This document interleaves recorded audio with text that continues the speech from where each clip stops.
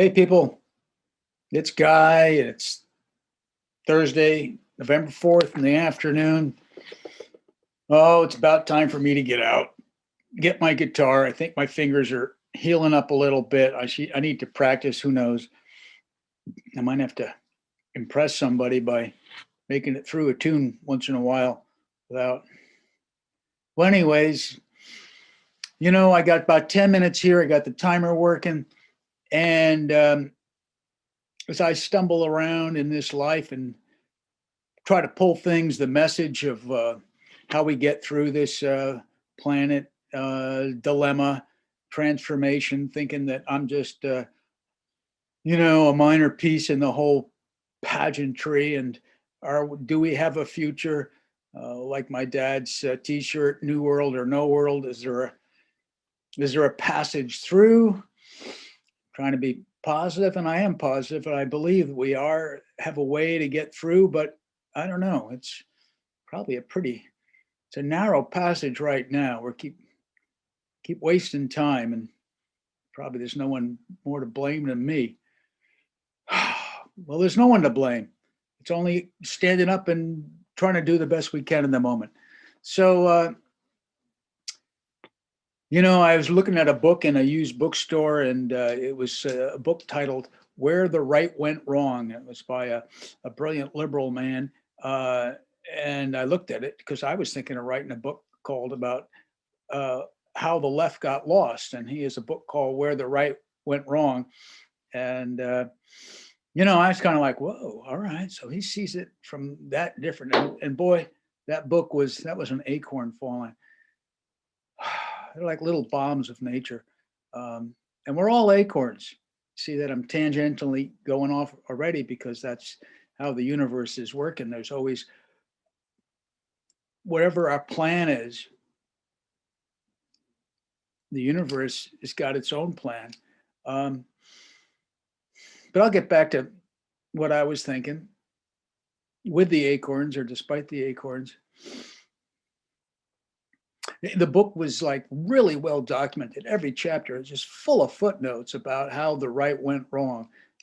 Everything from Reagan to Gingrich to the whole history explained, and why conservatives are blocking all these wonderful things and how divisive conservatives are. And as I was thinking, God, I guess I should just shut up. I mean, the left never got lost. The left knows what it's doing.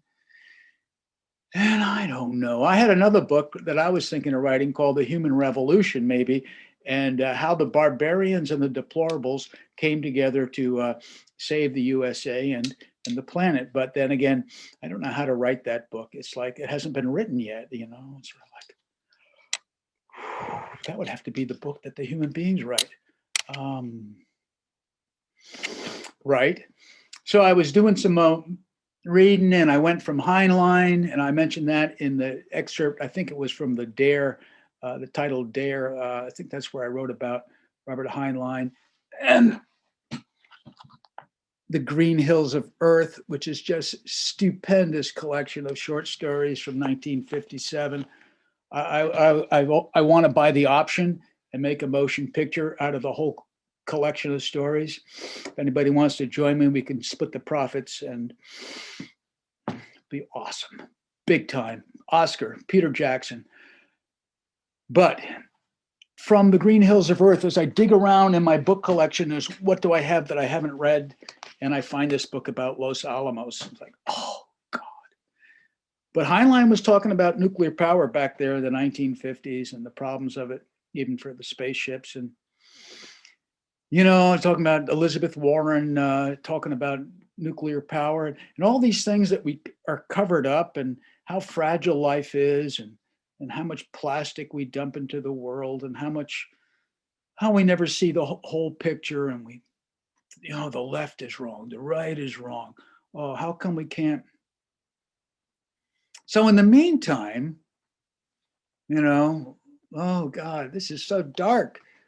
But why do we still have, in the 1960s, one of the greatest battles of the peace movement? Remember the peace movement? Of course you don't, unless you're old and gray like me. The 1960s, they wanted to ban the bomb. wanted to eliminate nuclear weapons. In the 1970s, we wanted to eliminate nuclear power. Big demonstrations all over the country and down in, where was it? Down by the big nuclear reactor in California, Bonnie Raitt and Jackson Brown and thousands of young people, including so many of my friends, went down there. I wasn't there. I was working at our store, the co-op, and there was so much energy, and then all that just sort of dissolved. Um, and so now I guess we have America. We don't have to worry because we've got a stockpile of 5,500 nuclear warheads. I don't mean to bring this up, but it's so dramatic that we just live with this and think that this is good. So I don't know. I'm sorry to get you so dark, but this shouldn't be acceptable. We should be following John Kennedy's footsteps.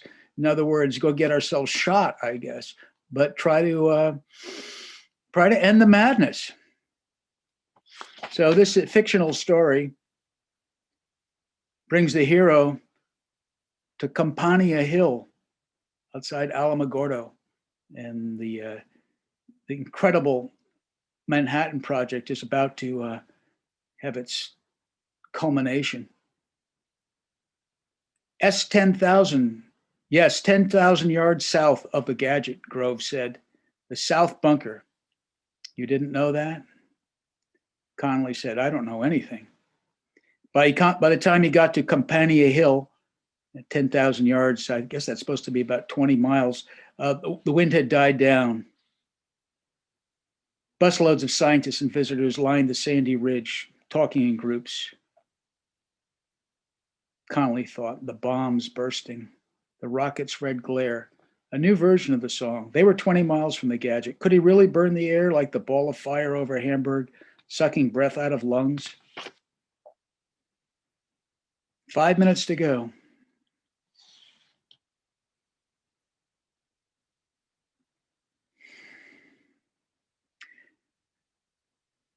There was nothing to see. Black space, the tiny light of the tower.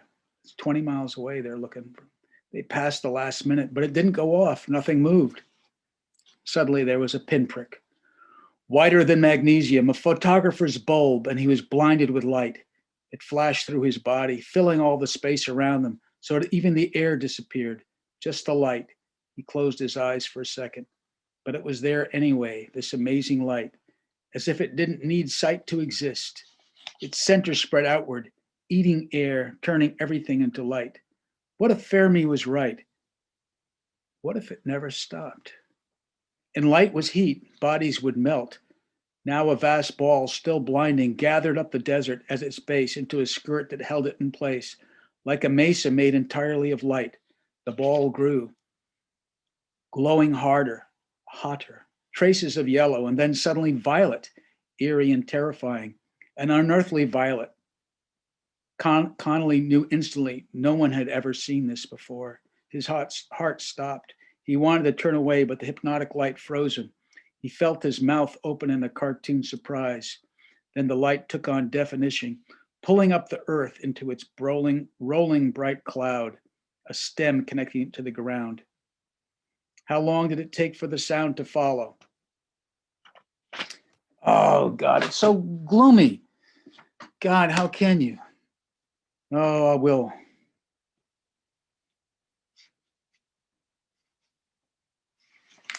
What did I have? This is from somebody who was actually there. Secretary of War, Brigadier General Farrell, a report for the Secretary of War. It was unprecedented, magnificent, beautiful, stupendous, and terrifying, Farrell's own words. No man-made phenomenon of such tremendous power had ever occurred before. The lighting effects beggared description. The whole country was lighted by a searing light with the intensity many times that of the midday sun. It was golden, purple, violet, gray, and blue. It lighted every peak. Yeah. 2 minutes to go. Countdown. It was that beauty the great poets dream about, but describe most poorly and inadequately. 30 seconds after the explosion came.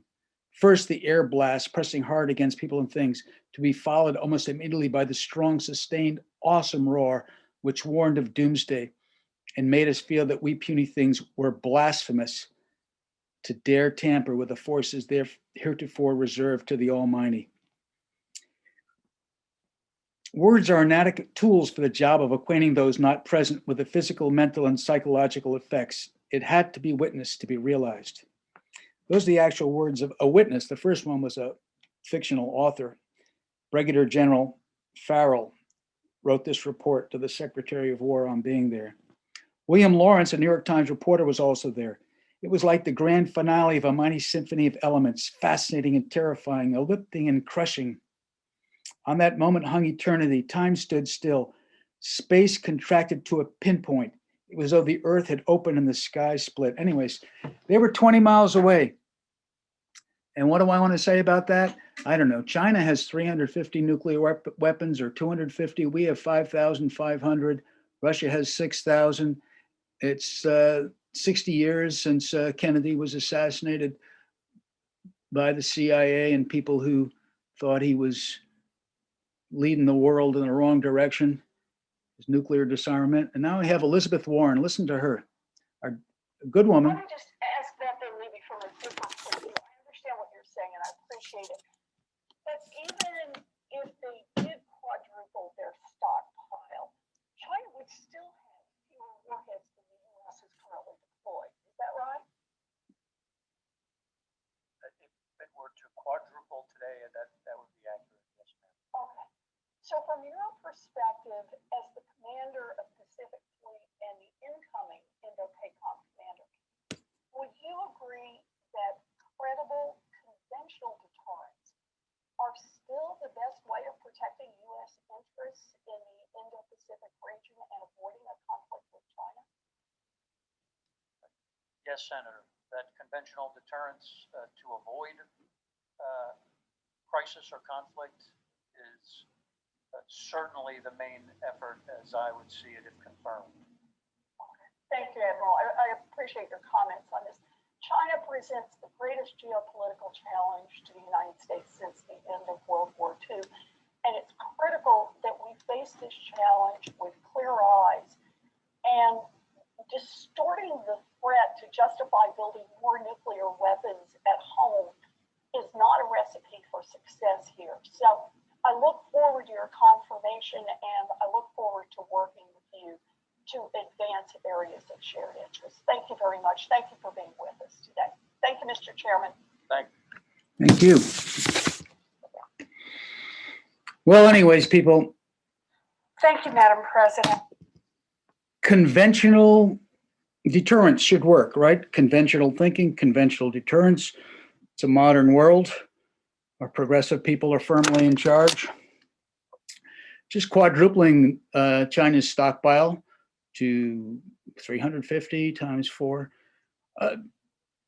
We have nothing to worry about. We have 5,500 of these things.